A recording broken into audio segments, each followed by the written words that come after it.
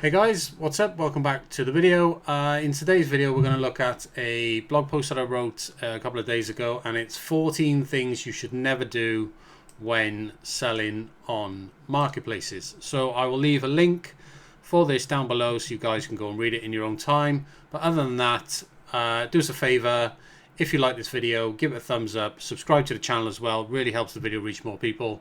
Anyway, let's just dive into it and go through everything that I have for you. So this is going to be a pretty good video, guys, and if it provides any value for you whatsoever, then please do give this video a big fat thumbs up. Anyway, so 14 things you should never do on marketplaces. I've been selling on marketplaces for the best part of 16 years, and yeah, these are some of the things that I think that you should never do on marketplaces if you want to be successful on marketplaces, and I'm sure that we all do. So I'm pretty much going to read this entire thing. Like I said, I'll leave the link down below. You can go and read it in your own time afterwards, but I'm going to pretty much read from the screen directly. So let's have a look then. So growing your eBay, Etsy or Amazon store while managing listings, promotions and dealing with customers can be really overwhelming. However, success often comes down to just getting the basics right. Okay, so here are 14 key mistakes that many of you are probably making every single day. I've written this post so that you can learn how to avoid each and every single one of them, and avoiding these mistakes will make all the difference to how your store ultimately performs in terms of both sales and your overall longevity on these platforms. And the platforms I'm referring to are marketplaces, you know, the big three: eBay, Etsy and Amazon. But these rules will apply on any marketplace platform whatsoever, so you can apply that. It doesn't matter where you're selling, you can apply these rules. So I call these the never do's. All right, and what this means is avoid these at all costs and everything else will improve as a result. Really is this simple. So there's 14 of them altogether, and there's a bonus one down the bottom as well. So rule number one: never miss your daily listing goal. Okay, so the number one way to drive traffic or to drive more traffic on marketplaces is to simply increase the number of listings that you have available. It doesn't matter if you're on Etsy, eBay or Amazon or any other marketplace. Listing every single day on any platform will ensure that your store stays active and gets its daily dose of free traffic from the algorithm. Okay, that is how these algorithms work. When you add new listings, they will send you new traffic. So if you add new listings every single day, they will send you new traffic every single day. Okay, it's the number one way to drive more traffic. Traffic equals sales. That is if you're trying to grow your store, add new listings. So never go a day. Number two is never go a day without running a promotion. So deals and discounts will always drive traffic and increase your conversion rates. Promotions, even small ones, will entice more people to make a purchase compared to you not having run that promotion, right? So always ensure that you're running some sort of promotion every single day to maximize your conversion rates. Now, number three is never run promotions for more than 48 hours. Okay, so some of you might find this a funny one, but let me explain why you should never do this. All promotions lose their sense of urgency over time.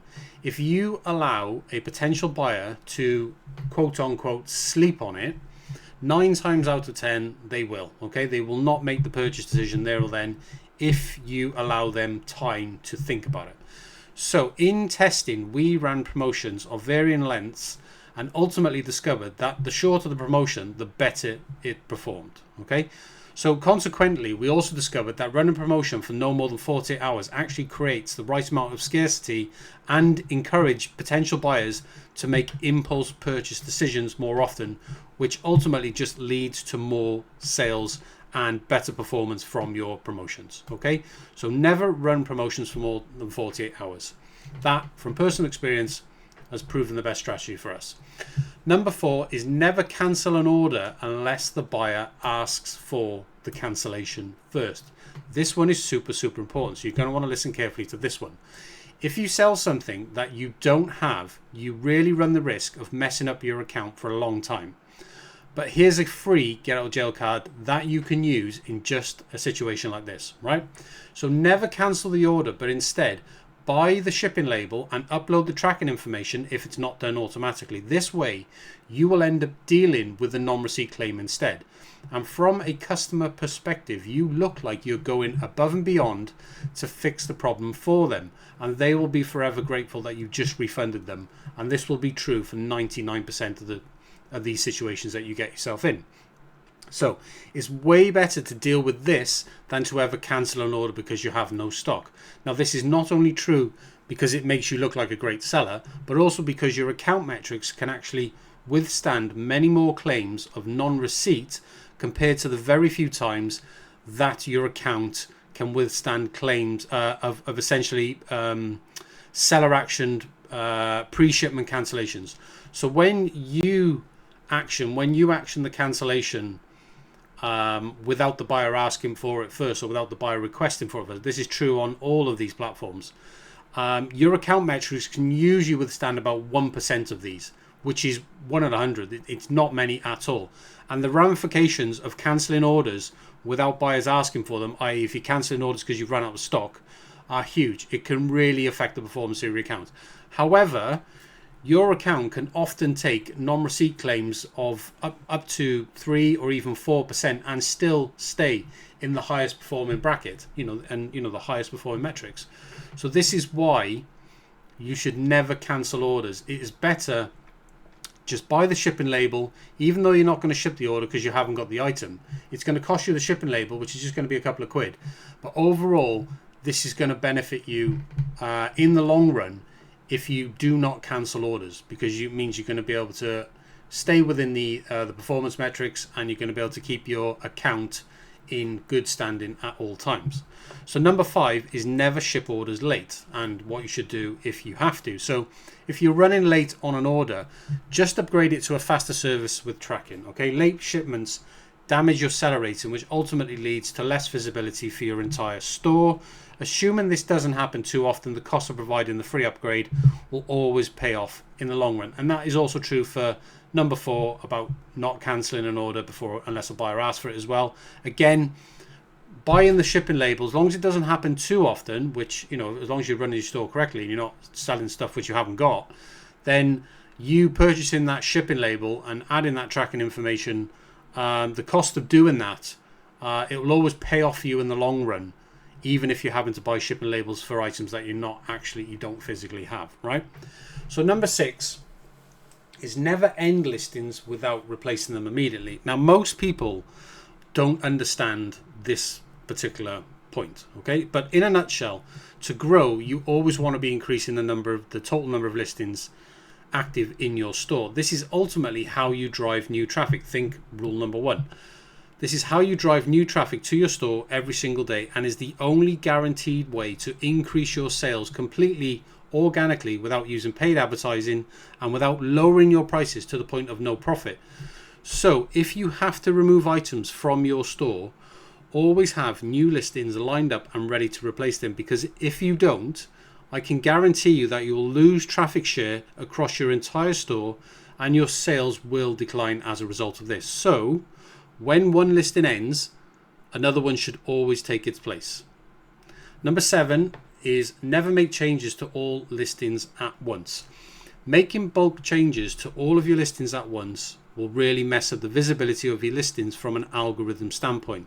It will drastically decrease the volume of traffic that you get to all of your listings, and your sales will fall because of this. Now, it may take your store weeks or sometimes even months to fully recover to previous levels after making bulk changes to all of your listings at once. Instead, if you need to make changes to all of your listings, just divide the total number of listings in your store by 30. Then gradually implement the required changes that you need to make by that number of listings per day over the course of the next 30 days, and you will see almost no negative effect of the changes that you make. Okay, so if you've got 100 listings in your store, actually, let's make this easy. If you've got 90 listings in your store, then divide that by 30, okay? then you end up with 3 listings per day. So if you implement changes 30 times, do 3 listings per day, you can change all 90 listings over the course of 30 days and you will not see any negative impact. If you make changes to all 90 listings right away in one go, you will see a massive spike, decline in traffic, and that's just going to kill your sales, right? And it may take weeks or even months to recover, especially if you've got a really big store. So number eight, never raise prices on unsold listings. So if something hasn't sold, increasing the price will only decrease the chances of it selling in the future, right? So if it's not selling, just lower the price instead. So that's going to drive more traffic and increase the likelihood that you start getting sales on that listing. But if you can't make a profit at the price that you need to sell it at, then just don't sell it at all, right? It really is that simple. Number 9 is never decrease ad spend by more than 1% per day. So cutting your ad spend suddenly is a recipe for disaster, and you might just completely tank your traffic and sales altogether. Okay, I speak from personal experience here. And you might not able to recover it by simply reverting to the ad spend that you were doing previously. Okay, so if you do it, you're going to really mess things up, and this is why. It's important to remember that all of these ad platforms work through machine learning, and some sort of algorithm that drives that is constantly processing the data that is being fed into that algorithm. This means cutting your ad spend too fast will almost certainly confuse the algorithm and cause it to go into a training phase, which is why sales drop so suddenly whenever you do this. So to avoid this, if you need to lower your ad spend, just do it gradually. We recommend no more than 1% per day until you reach your target ad spend. But if you want to take even more of a precaution, you can just do it even slower than that. So you can do 1% every other day, or 1% every 3 days, or 1% per week. Just depends on how cautionary you want to be, but no more than 1% until you reach your target ad spend, and that way you can then completely reduce the risk of messing up the data that's been sort of input into the algorithm already. So number 10 is never handle complaints without resolving them in the first reply. So customer complaints must be resolved quickly and efficiently on all platforms, and usually within 24 hours on most marketplaces. You do not want to start a conversation with your customer, okay? That is not what you're trying to do whatsoever. You don't want a back and forth thing going on. So just aim to resolve all issues with a single message to keep customers happy, and your feedback will always remain positive if you do this. If a customer has to reply to you, you are causing them an inconvenience of some sort, okay? So that's what I mean about you don't want to get into a conversation. You will get the highest rate of positive feedback when you resolve problems with the first response. So where possible, always use templated replies, okay? What you can do is you can create and save templates as you go along. Every time you have to deal with a common issue. So if you're dealing with the same problem over and over again, sit down and really think about how you want to deal with that issue, and then save that message that you do eventually send to that person. Save that as a template, because you'll have to deal with it over and over again. And you can actually, as a quick tip for you guys, you can actually use, we've got a bunch of these templates that we've tailored and used for more than up to 16 years. And you can go click this link here, and I'll put this link in the description as well if I remember. But you can actually see we've got templates for dealing with customer complaints. Everything from dealing with item not received, wrong order, damaged order, missing order items, item not as described, return requests, and even dealing with negative feedback as well. You can find all these templates on our website completely for free. You can just check them out using this link here or the link in the description down below. So number 11 is never immediately respond to angry customers. Okay, so if you get a message from a customer that isn't happy, do not respond immediately. Instead, just wait a few hours before replying. Okay, and the reason is this. This gives them time to cool off and diffuses the problem by quite a significant amount. You then have time to respond professionally, which is how you should respond to all of your customers. So rather than just you responding reactively or emotionally, which 90% of the time will result in a very, very, very bad outcome for you, such as negative feedback or just escalating the situation and making it worse. And again, where possible, always use templated replies, because when you use templated replies, you take all of the emotion out of it whatsoever, because you've got a reply that can deal with that issue, because it's when you wrote that reply, you weren't emotional, you weren't reactive. So that template is how you deal with that same issue over and over and over again. You may have to just change it very slightly, but you can do that without adding emotion into it and just causing yourself a big headache. So, number 12, never respond to negative feedback without offering a refund first. So, if a customer leaves negative feedback, refund them first and never reply to their feedback publicly, okay? Because if you reply to their feedback publicly, you just end up, you encourage them to then reply, and then you reply and you reply, and you just end up with this just mess of a situation on your public feedback profile. So just never reply publicly to feedback. After the refund, then ask for a revision of the feedback using our negative feedback removal procedure, which is here. You can find it in this link here. This works for us brilliantly.